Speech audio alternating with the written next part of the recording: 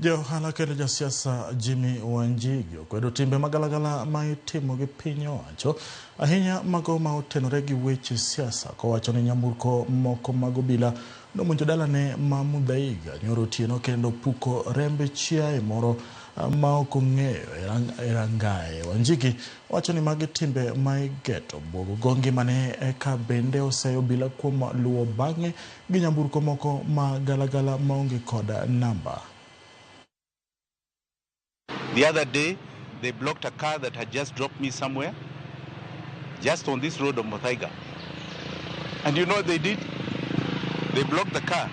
2 Subarus blocked that car, and they threw eggs at the windscreen. Today, last night, they've come here, the same vehicles, and they have poured blood at my gate. This is every single day they are doing this. We are trying to be as evasive as possible.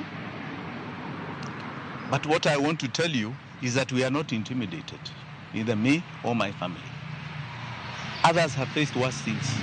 We are going to now a church service to commemorate a Thanksgiving for Bob Jage and the 2 Longton twins who were inside for 1 month.